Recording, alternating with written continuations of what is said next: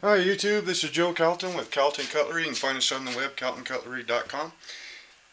I realized when I made the last video I did about the Victorinox Tinker that I forgot to put one thing in there that I didn't really care for that particular knife and why. But it's one of those things, it's a pretty big topic, so I think it deserves its own video anyway. And what I've got here today is a couple of knives to help me kind of illustrate something. Let's see, we've got my old bibs knife. This goes into the side pocket of a pair of Carhartt bibs. That knife has seen just about everything, from chipping through ice to get to frozen shut-off valves, prying open painted stuck windows and doors, cutting wire and bolts. I mean, it's seen it all. This is a Blackjack Model 17, modeled after the one of the Randalls, I believe. My old hunting knife, the Victorinox Tinker that I have been carrying, brand new one, my old 940. This one's a Microtech SOCOM, fairly decent knife.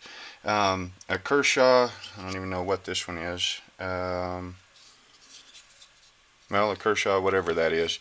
A Case 3-blade Stockman, and had somebody give me this one. I don't even remember what it is, and I can't really see what that says.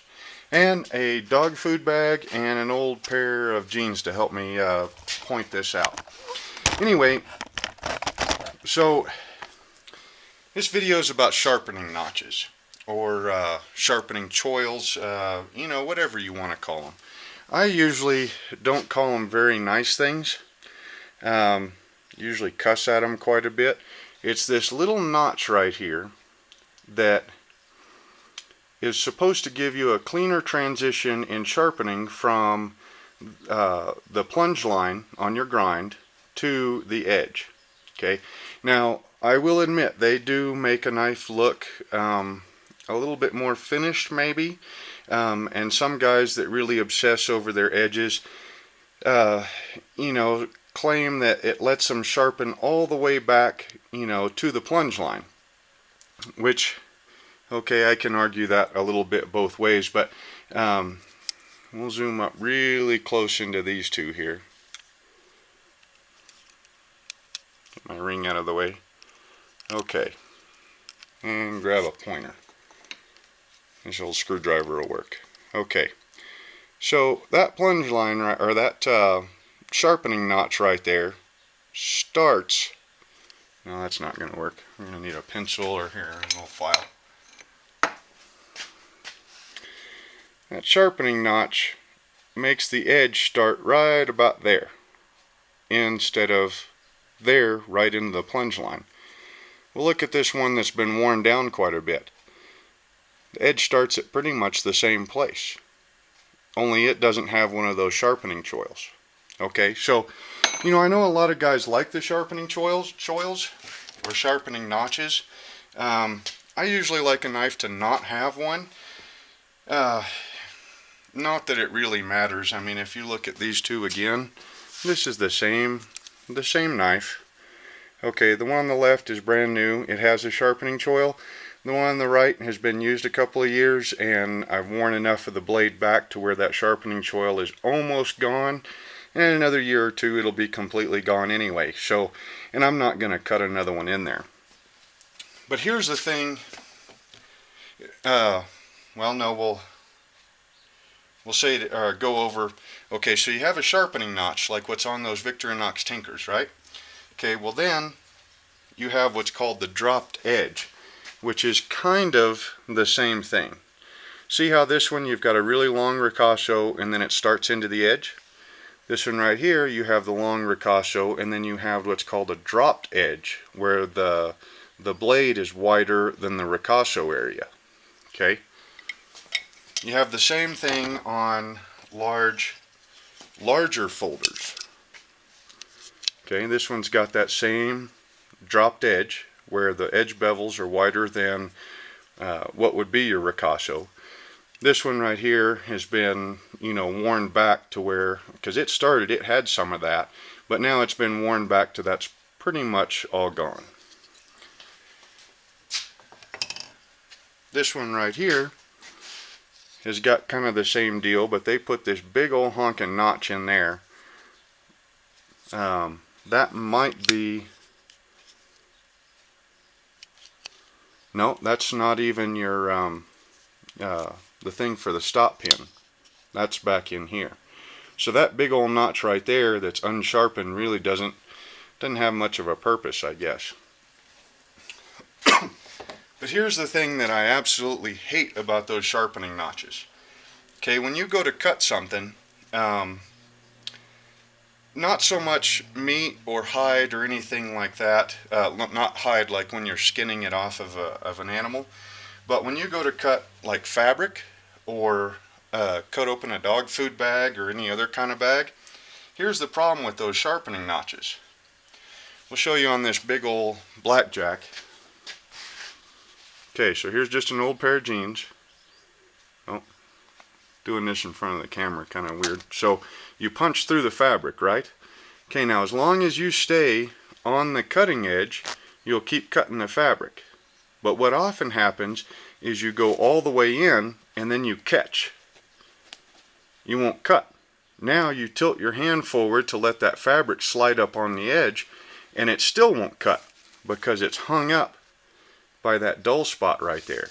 So then generally what you have to do is either go way, lighten up and then try to force through, or you just back out of the cut and go back in again. With a knife that doesn't have that, you force your way in to the cut, and let's say you do come up and you end up on the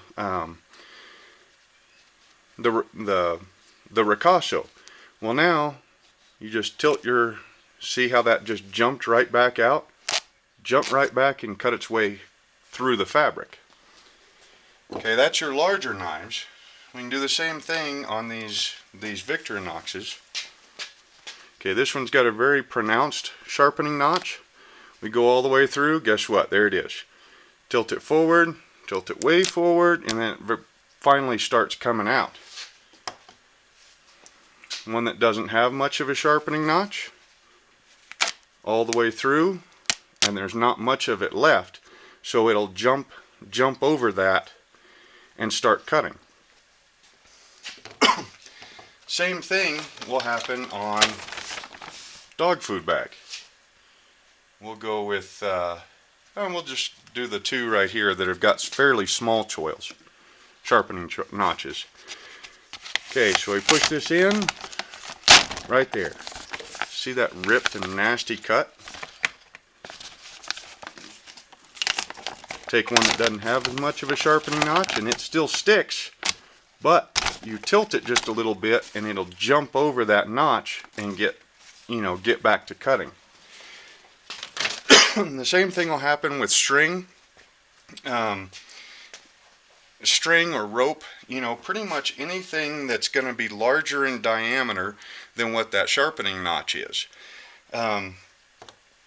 So I know a lot of people love sharpening notches and the dropped edge and everything, but on a using knife, a knife that you're actually going to use, if you find yourself opening a whole bunch of bags of dog food, which anybody that's got a dog's going to do, cutting a lot of fabric, tarps, even something as simple as like a heavier type fishing string, like I usually use just 6-pound test on my fishing rods, and that is generally light enough that it'll jump that gap pretty easy, and it's so easy to cut. I mean, heck, half the time you're just breaking it. But if you're fishing for big bass or something, and you've got 20-pound test on your reel, go ahead and do something about that sharpening notch. Either come back in and grind the whole dang thing out and turn it into a recurve, which it'll do that over time as you use the knife anyway. Or,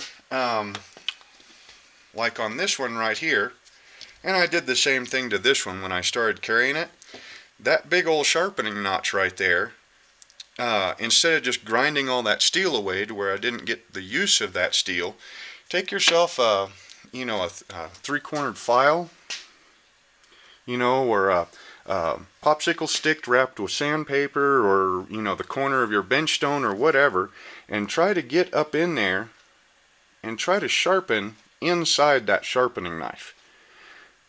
Even if you don't get it, truly sharp, even if you just get the start of an edge, that way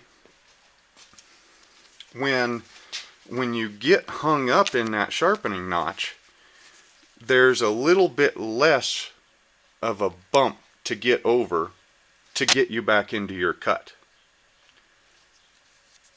And then, as you use the knife, it'll wear away until, it's completely gone and you don't have to worry about it anymore.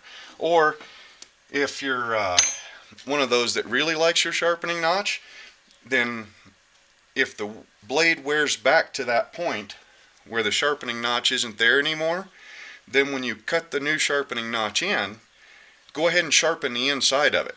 Don't leave that thing real dull or square cornered or anything like that, because it'll hang up in an awful lot of your cuts. So anyway, personally, I'm not a big fan of sharpening notches or choils, sharpening choils, whichever one you want to call it.